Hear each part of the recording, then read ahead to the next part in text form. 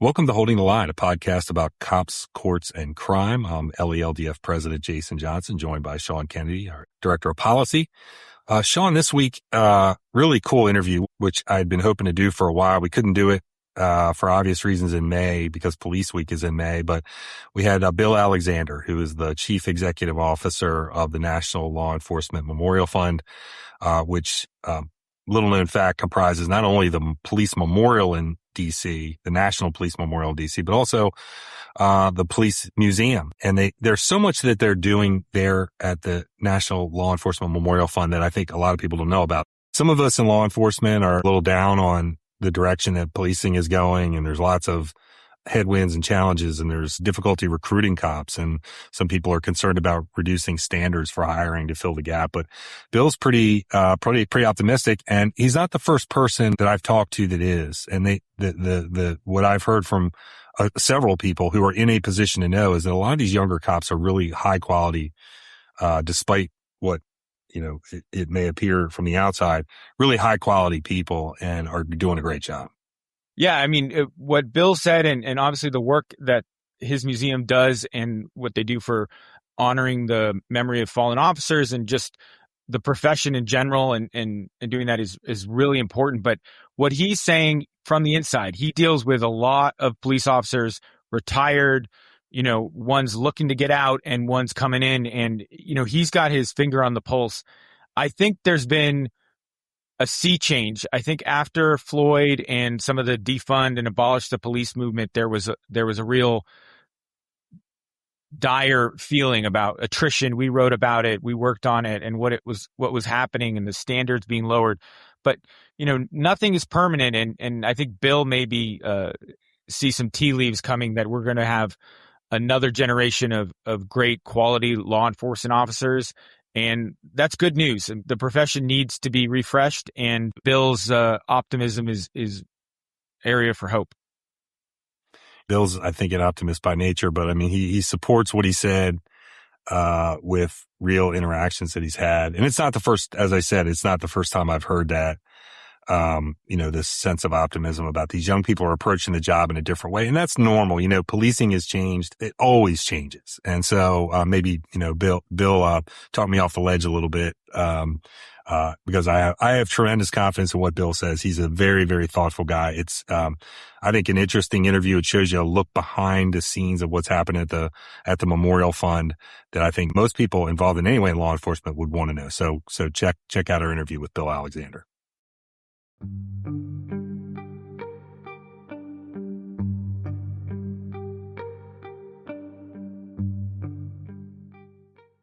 Bill Alexander is the Chief Executive Officer of the National Law Enforcement Memorial Fund. Before joining the Memorial Fund in 2022, Bill spent nearly 30 years in law enforcement, beginning as a security police officer in the United States Air Force and later serving with the Prince George's County, Maryland Police Department. He held a variety of supervisory and command positions, including assignments in media relations, internal affairs, as a district commander, the training and education division, and as the department's lead legislative liaison.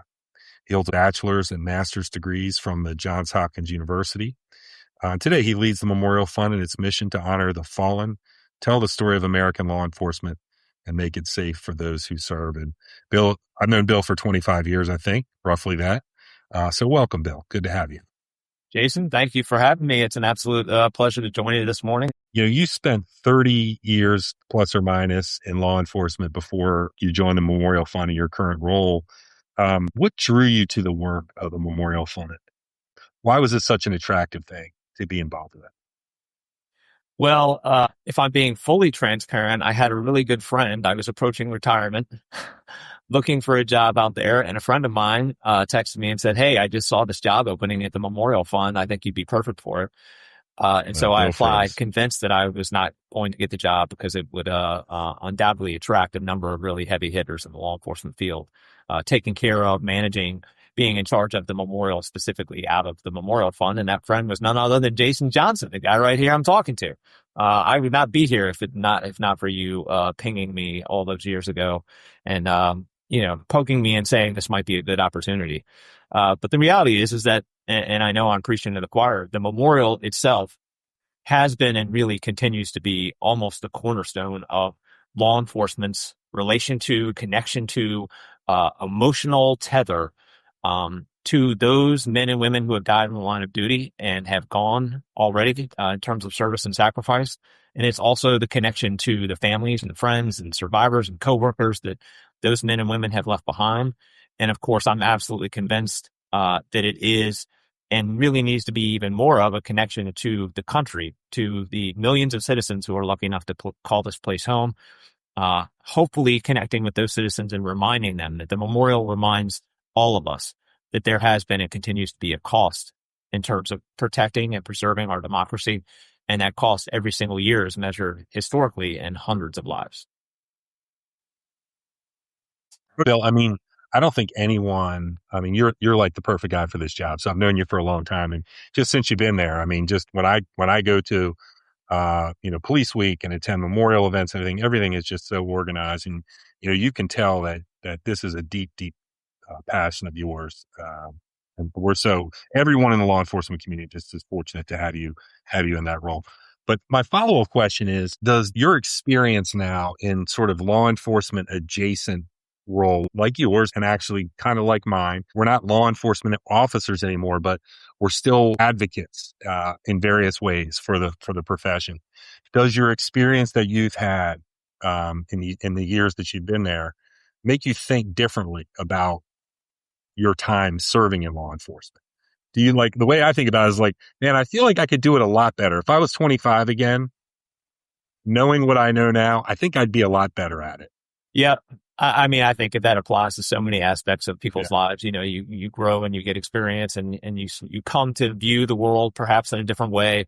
Certainly I would have done things differently, as a young 22, 23-year-old Bill Alexander out there on the streets for the first time. But, in direct answer to your question, and I've told this story before, when I left the police department in February of 2022, that was at the height of COVID, George Floyd, civil unrest, a really strong and what I felt was a deeply entrenched conversation about policing, about the profession that you and I both held so dear, and really feeling despondent, if I was being honest, despondent about what I perceived to be the broad-based American public's feeling of connection to law enforcement. And I was really despondent because my feeling then was that the vast majority of the American public was against law enforcement, that they completely, not only did they not understand, but they did not really support law enforcement in the ways that I thought were critical to our functioning and continuing democracy.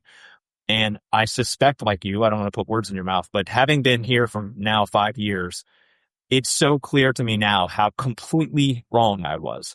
That if your media diet consists of, then Twitter and MSNBC and CNN, you would only have the option to be convinced that the American public is against law enforcement. But if you step outside of that bubble for even 5 minutes, I mean, I'm so humbled to be here at the Memorial Fund, but it gives me the opportunity every single day to connect with citizens from across the country, survivors, coworkers, men and women that work in our profession now or have worked there, and then, just any variety of American. I've told this story before. One of my first phone calls, I had been at the Memorial Fund for maybe all of a month. And this elderly woman called in and she was having trouble on the website trying to figure out how she could set up a donation. And she was so sheepishly embarrassed to admit to me that she was trying to set up a donation for $1 a month. And I can't tell you how incredibly moved I was. Here is this woman living on very small means. She's out there in the country. And not only did she not just quit at the first obstacle, she's taking the time to call in. That is her level of support, even if it's $1 a month. And I was trying to reassure her time and again, I am so touched and moved that you called, that you want to support law enforcement. And that is emblematic of the broad support across the country that I see various versions of almost every single day. Yeah, I can tell you it's exactly the same from our perspective. We also have so many dedicated supporters at various levels. And again, at $1 a month, if that's what you have to spare to support what we do here at LELDF, and I'm sure the same goes for you. It's I hate to say it sounds trite to say it's the thought that counts, but kind of it's the thought that counts. It's like we appreciate the support, and you're right. I mean, we have such broad support here, and I know you do as well. And there's no question that Americans by and large support law enforcement. It can get you down in today's media environment to pay attention to I won't say the wrong, but any particular viewpoint that you're paying too much attention to, you're probably missing a lot. So that kind of leads us to the polarization where we are. And policing is again in a polarized moment, has been for a while. Yes. And current events, even now, you see cases pop up which remind you that there's definitely a lot of polarization, but that can mislead you to think that the movement is against professional constitutional law enforcement, and it certainly is not. Well, that's not to say that there aren't challenges in the profession still. Sure. There isn't a fight worth fighting in terms of educating the public. But again, my perception of how bad it was completely off compared to the real world support of law enforcement. No question. There's no question about that. So there, by my count, and you'll correct me if I'm wrong, but there are now nearly 25,000 names etched into the memorial that sits behind you. 24,775. I knew you would know the exact number. Always add an asterisk and counting. Yeah, unfortunately, that asterisk does exist. What most people, even interested visitors like law enforcement officers who visit the District of Columbia and visit your memorial and museum, they don't know all the names on the wall. They might know a couple of the names or maybe a good handful of the names that they'll go and make inscriptions of or make an etch of that they can take and keep that person close to their heart. But they don't know all the names. They don't know all the stories. And you probably don't know all the names yet or not, but you know a lot of them and you know a lot of the stories. You and your staff at the Memorial Fund know significantly more than your average, even interested person who visits the memorial. Overall, is there anything that you could say that you wish the public knew overall, or the law enforcement community knew about, the men and women who gave the last full measure of devotion and have their names on the wall? You're so right. Every single one of the names on the wall today and the names that will be added in the future have a story. And that story is many orders of magnitude more than the cause of their death, whatever led to their particular circumstance. It is a story of being fathers and mothers, sons and daughters, brothers and sisters, coworkers, integral members of their communities. Every single one of those individuals just has a deep and entrenched story, serving the American public and contributing to this great democracy in ways that is very, very hard to articulate, even if you have copious amounts of time. I mean, and every single one of the stories is heartbreaking. They leave behind children and family and friends, and it just leaves such a devastating crater, a huge impact. Every single one of those lives lost, I promise you, leaves an impact in the community in which they served, which takes years and years to somehow heal. Not that anyone who was otherwise intimately involved with that lost officer is ever fully healed, I don't think. But to find some place where you feel like you're back on solid ground, that you can reflect on the good times of the officer in question, to remember their service and not just their sacrifice. I wish that is what the American public could really get closer to, the idea that these aren't just names, that they aren't just numbers, that it's not just some grand statistic. That every single one of those men and women served willingly, consciously, made purposeful, conscious decisions to put themselves in harm's way for us. Again, the citizens lucky enough to call this country home. And they died as a result of that. And we owe them not only a debt of gratitude, we owe them some semblance of honor and remembrance for all time. Yeah, I can say, it's kind of unique growing up, living in and working in as a law enforcement officer in the DC metro area, where you almost take it for granted that it's right here, the memorial and now museum, they're right here. And we both grew up in our law enforcement careers going to Police Week probably every year. And seeing the memorial, and watching the museum, sort of sprout from the ground. And you kind of take it for granted a little bit. But if there's one thing I could say to anyone working in law enforcement across our country, if you have the opportunity, come to a Police Week, because not only do you see the memorial itself, the physical memorial, and you see the names and everything, but you get to see the survivors are right there. Families, coworkers, friends, everyone that these officers have left behind, and you get to see the real impact and hear the stories. And it's a completely different thing. I completely agree. If I was king for a day and I could set one rule in motion for all law enforcement, I think every person who is in law enforcement should have to come to at least one police week. There's just no question in my mind. Every single person who comes away changed. It's just, there is a palpable feeling in the air, something that is completely indescribable, both at the Candlelight Vigil and at the memorial all week during Police Week. Every single member in law enforcement should come at least once in their career and really experience firsthand what happens here each year during May and Police Week. It's really remarkable. Most people don't realize it. Even people who, again, are interested, they're law enforcement people, even people who've been to a police week. Maybe not everybody knows that not only do you have the memorial, our nation's one and only really comprehensive National Law Enforcement Memorial, but you also have a museum that's fantastic, by the way. I mean, just some incredible law enforcement artifacts. I know you have new exhibits coming in all the time on various things. The museum is not something to miss either. But more than that, you actually, within your organization, you actually are focused on officer safety. You study, the reasons why the men and women who appear on your wall, what happened, and what can be learned from what happened, and what can be changed for the future in law enforcement, to create a safer work environment for America's law enforcement officers. Can you speak to that a little bit?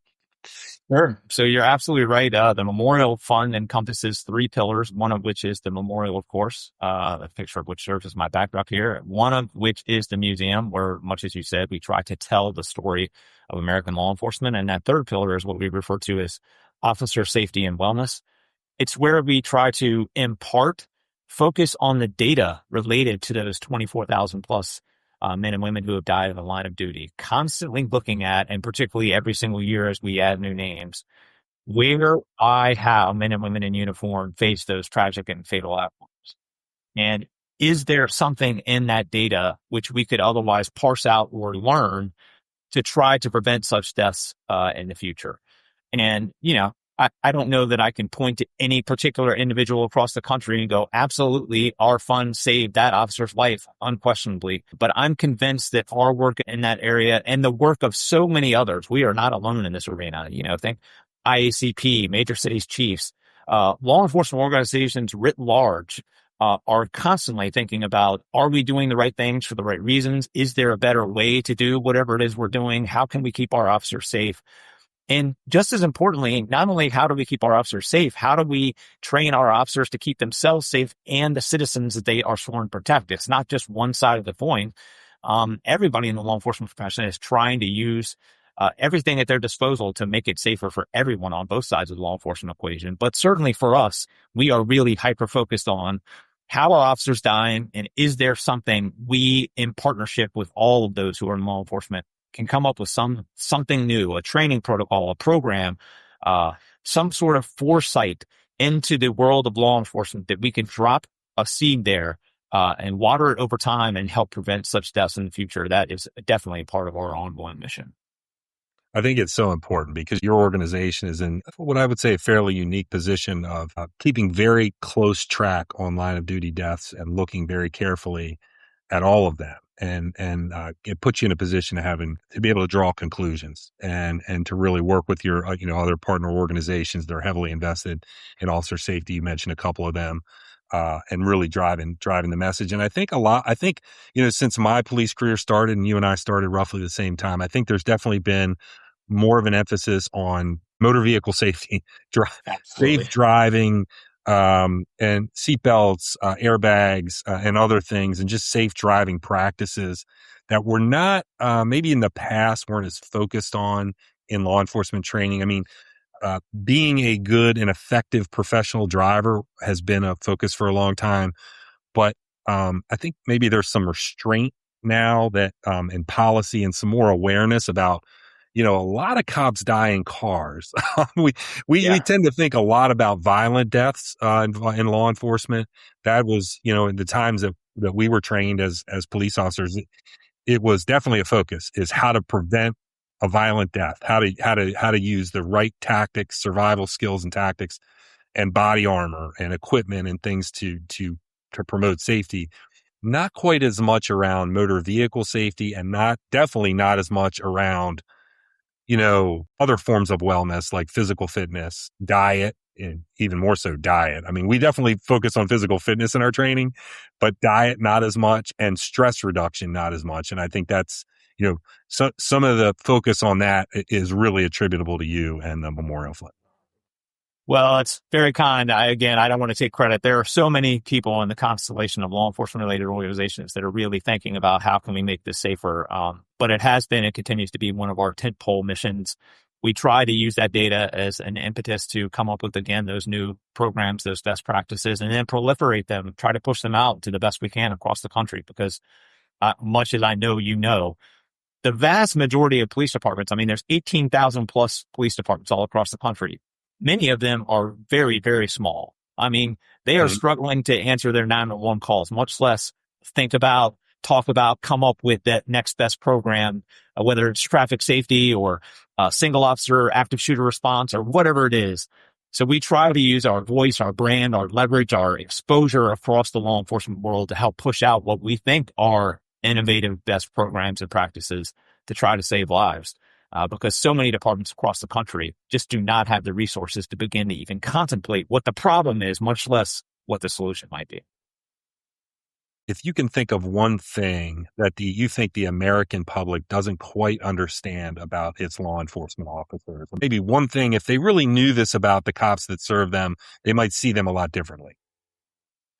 In my mind, the number one thing that has caused this sort of rift or this challenge in communications between law enforcement and the communities they serve is what I think about in terms of rules of engagement, which of course is a military term for what men and women in uniform serving our country, both here and abroad, are allowed to do in any set of circumstances. But I think it serves as a good proxy for what the conflict is in law enforcement and the communities they're serving in terms of what the public believes the rules of engagement are for police officers and what police officers actually are allowed to do in any given circumstance. And I use this analogy. Most people have seen the movie Top Gun, the original.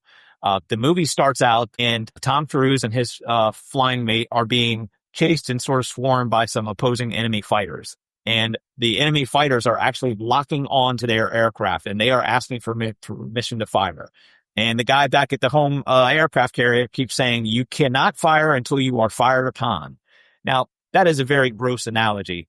But my feeling is that much of the public sort of believes that that is the structure by which law enforcement officers are also sort of operating. That Bill Alexander, working as a patrol officer out on a beat, I can't pull my weapon out and shoot it unless I am being actively engaged by someone else who has shot at me or some equivalent, right?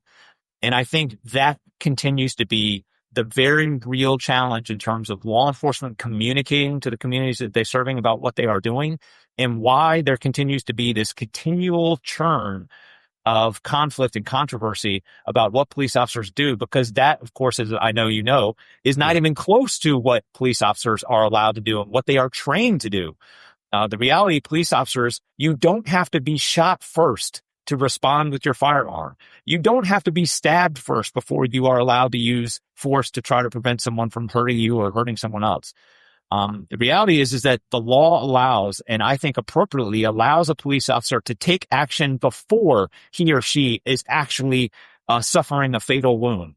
And that is what the law supports. But so many across the country really have no understanding of that basic reality of police work, that police officers are allowed to use force up to and including deadly force before they have been engaged with that similar level of force against them. You and I both know we have a good friend, Billy Gleason, who teaches use of force.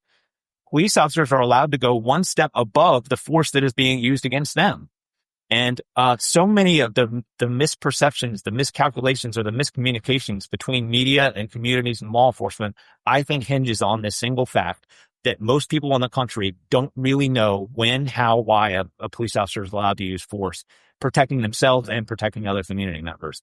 And if we as a profession could somehow really push the needle on that, somehow really push out a high education campaign, which might involve politicians, celebrities, people of note in the community, religious leaders. If we could help them push out that exact same message, and secondarily, as a second tier order, communicate to people, listen to the police officer at the time you are being stopped and engaged with, and do whatever it is they are asking you to do. You can, if there's something wrong, you can resolve that later through a complaint with internal affairs, through your day in court, whatever it is. But in the moment, that is not the moment to initiate conflict and not do whatever the police officer is doing. In fact, in many cases, do the exact opposite of what the police officer is asking. But to me, those are the two big things. Well, not every time, but a lot of the times when there's been a critical incident involving law enforcement officers using deadly force or any controversial use of force related incident, we pay pretty careful attention here to those cases and we watch the media coverage. And there's this sense that it has to be a fair fight, that when law enforcement officers are met with resistance or violence of some sort, they should only respond with an equal level or less because we want to keep it fair. And absolutely, that is incorrect. It's completely the wrong way of doing it. In fact, if we try to keep it fair, we'd see a lot more deadly force being used because we'd see lower level force being ineffective and the officer starting to lose to the point where their only option would be deadly force. So really, when you see, and I'm not asking you to sign on to this, but this is just what our perspective is, that when you see officers use what sometimes looks to the eye to be unnecessary or maybe a little more force than necessary, the idea, and I'm not talking about deadly force, I'm talking really lower levels, is the idea is to end it quickly and get the person in custody. Once that's done, no one's going to get hurt, right? When an officer uses force, it's not necessary. There's a sense that they wanted to do it, or this is for their own gratification or some reason. They're typically following their training. Now, there are exceptions to every rule, of course. There are circumstances where officers use too much force inappropriately, and obviously that's something that an officer should be held accountable for. But if we just encountered, if universally everyone that encountered a scenario with law enforcement just didn't resist, and more and more of these encounters are being video recorded. So it will be, whatever is happening will be available to be reviewed later. So there is a record, so to speak, in most cases. So if you just don't resist and just go along and you submit to being arrested, 0 people would die in interactions with law enforcement. It's that simple. 0.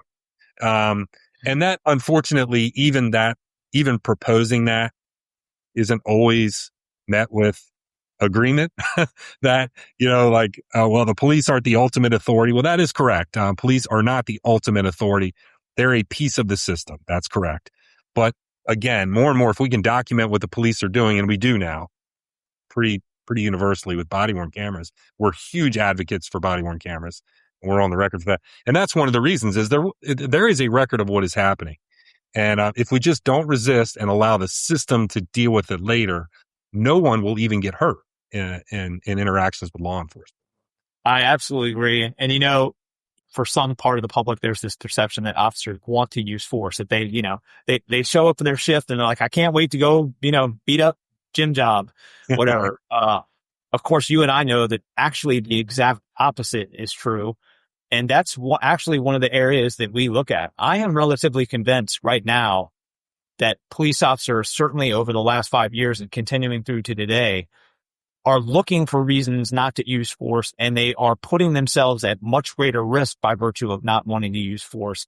And I am convinced here now that some number of the names that are on the memorial wall right now might not have been there if they hadn't been inundated with this perception of anti-law enforcement. Everything I do is going to be reviewed, hesitating, not using force when they're otherwise authorized. I'm convinced that has led to officer deaths and will continue in the years ahead unless we can somehow convince police officers that they really need to be proactive. Of course, you and I know, and any officer who uses force in any major department, that is a massive investigation immediately. It is not just a chafe. It is a real time sink. The supervisor has to come out. They have to take pictures of both the officer and the person that force has been used on to get statements. It is a big, colossal thing to use force. So I'm convinced that police officers in many, many cases can and should be using force to try to immediately get a situation under control. And they are not using force for any number of reasons, not least of which is not wanting to be on the 5 o'clock news and having a newscaster report that, oh, this officer did something horrible with no understanding of what it is the officer was faced with, what the information they had, on and on. And of course, I'm preaching to the choir, but I'm convinced that we as a profession need to do a better job of pushing police officers to use force when appropriate. It's something that really does concern us here is that because of the public pressure, officers are subject to it as well. They have the training that they've gotten, but they also understand the environment and they're afraid they're going to be prosecuted or disciplined inappropriately for using force when it's actually necessary. And we've seen standards change on the whim of politicians since 2020, meaning the standards upon which law enforcement officers can use various levels of force. And it is really concerning, certainly to us. So Bill, you've had a long law enforcement career starting at the worker level as a patrol officer, working your way up, now working in a significant leadership position in a law enforcement adjacent role. Looking at what's going on, what is something that worries you about the direction of change? Well, my biggest worry in terms of the present and perhaps the future is something that we've sort of been dancing around here already, but I'm so humble and so lucky to be able to walk the walls of the memorial almost every single day. And I try to stop and interact with anyone who's there at the wall, assist them in finding a name and perhaps hearing the story of someone they knew or connected to. And I get the opportunity to talk to law enforcement members from all across the country, from every stripe, from every demographic, small departments, big departments. And one of the recurring themes that I hear time and time and time again is that if they were a police officer today, for those who are retired, and then those who are working today, their greatest fear is not to have their name end up on the wall. They are not scared of going to work and being killed as a result of the work that they are doing. They are scared about doing the job that they were otherwise trained to do, doing it in the exact manner in which they were trained to do, and facing either getting fired for doing exactly the job that they were supposed to do, or in the worst cases, being criminally charged and going to jail for the better part of the rest of their lives, again, for doing exactly what we, the American public, asked them to do and then trained them to do. Again, because of these political pressures and misunderstandings across the public. That to me, it really is, it weighs on me because I have the son who's close to graduating college. He has exhibited some level of interest in perhaps pursuing a career in law enforcement. And I, as a father, I have the exact same fear. Of course, I would have some level of fear about him getting hurt and potentially killed. That's not a completely non-existent fear.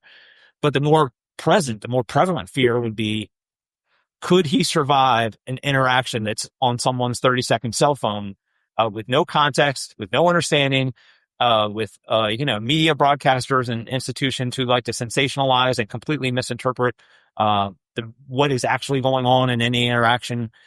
That would give me much greater fear than him being, say, shot and killed out of a job. It's not a non-existent fear, but the most present fear would be, could he survive the media environment and the political environment in which we find ourselves right now? And that's a very, very tough question. What gives you hope? Well, what gives me hope is that even despite those challenges, we have the opportunity to host any number of groups that come through, academy classes, explorer groups, people in high school, colleges. We've had multiple career fairs. What gives me hope is that despite the rhetoric, despite the real challenges in terms of those political pressures and the media misinterpretations, every single day I interact with someone who is a young adult and says, someone has to do this job and I am still willing to do it. That gives me optimism. Mm-hmm. Now, you and I both know one of the existential challenges facing law enforcement right now is recruitment and retention. We need many, many more of those people. And part of our role at the museum is try to entice that next generation to at least consider a career in law enforcement, to try to highlight and explain how rewarding a career in law enforcement can be. So we need even more. But what does give me optimism is every single day almost I encounter someone who says, I would like to go dedicate my life to serving my community in this country. And that continues to give me hope. I spoke with a police chief who you and I both know him, but I won't use his name. This was just a candid comment that I believe, and that is that the newest generation, people who are currently 21 to 30 and who are coming onto the police department, are some of the best candidates he's seen in a long law enforcement career over decades. They're more thoughtful. They don't complain as much as as maybe previous generations of law enforcement who maybe it's a little inside baseball, but cops complain a lot. You know, they like it's just keep it within the family. Sometimes they complain about little things. They don't like you always joke I've used several times on this podcast is two things cops don't like. They don't like change and they don't like the way things are. Yes. And it's very true, but he says not so much anymore with these young people. They're very much more flexible and, their communication skills are good, which is so important. We could avoid a lot of our problems in law enforcement if we focus a little more on their communication skills. But, I love cops, but sometimes, it's just, we have our Achilles heels and, that might be one of them. But I was encouraged to hear that. So if you had asked me, what is something you were encouraged by? Sometimes just the nature of the LELDF focus work is sometimes I had to challenge myself to be encouraged about something when it comes to law enforcement because I feel like it's a lot of bad news we deal with.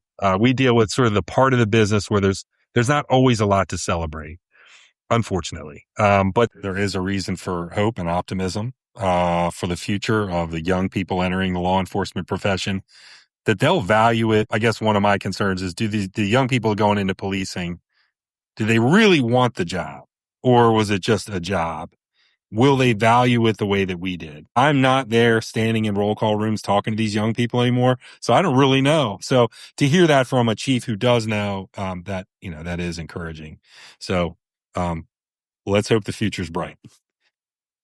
I think there is room for optimism. I'll tell you a story.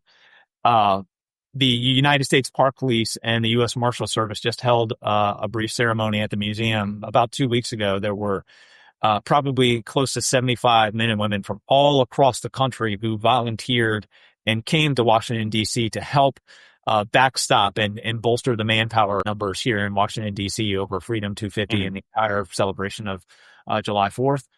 And before the notable VIP arrived, they were all talking and doing what I might describe as some gentle ball busting, and ribbing between the guys who this group had clearly coalesced around each other from departments all across the country, not knowing each other, but they had clearly formed a bond by virtue of being here, the exact same bond that you and I would recognize in any roll call room.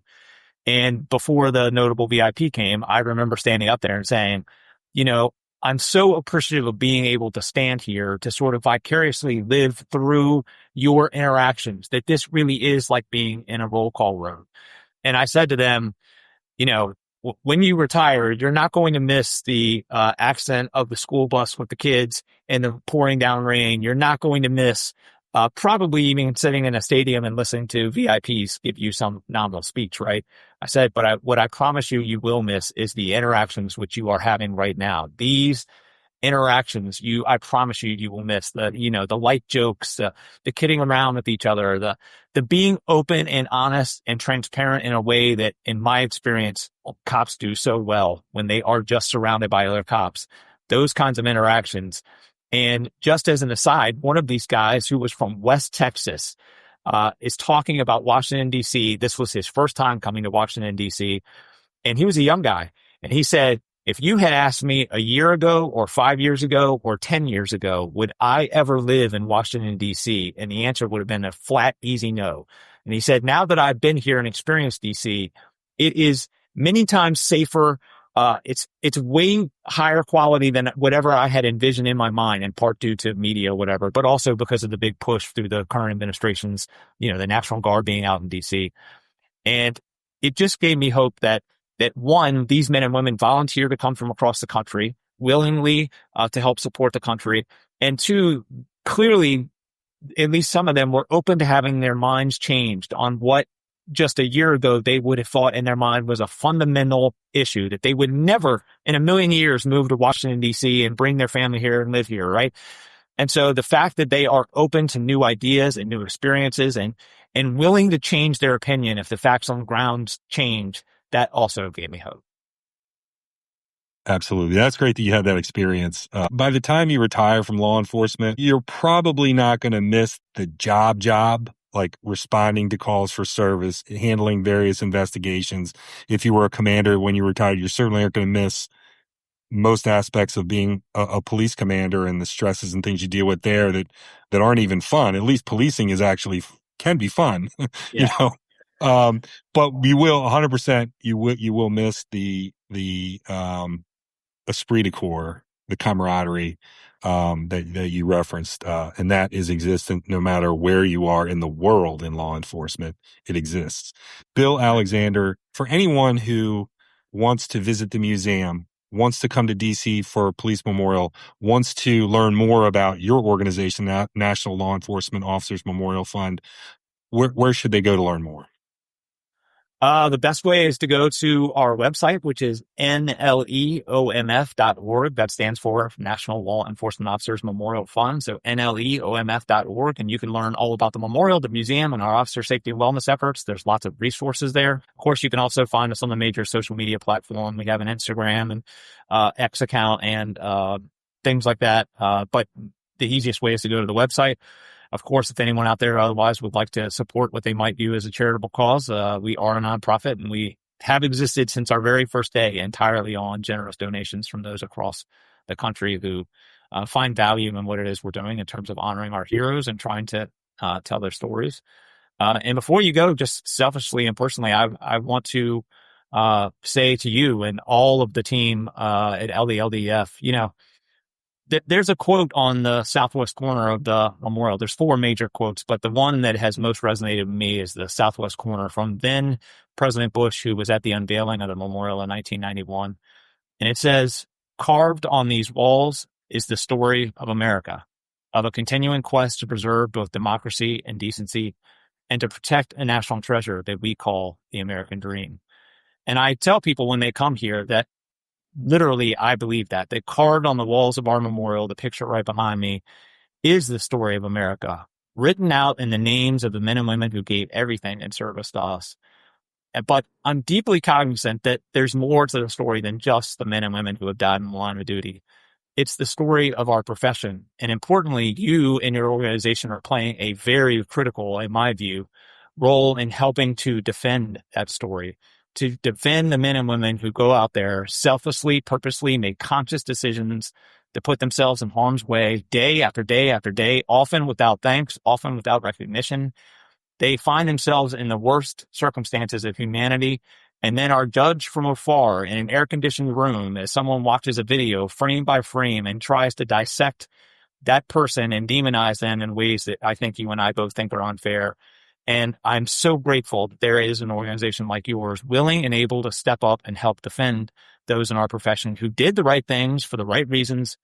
I think you are a critical part of helping to not only tell, but defend that American story. And as a retired police officer, I'm incredibly grateful. So thank you. Well, thank you, Bill. Of course, humbled by your kind words, and right back at you is what I would say, because obviously we're deeply appreciative of the work of your organization, and I'm so grateful that you joined us. This has been great having some time to chat. Even though I've known you for 25 years and we're friends, it's good to talk officially on the podcast, and it's been a great time. Thanks for joining us. Thank you for having me.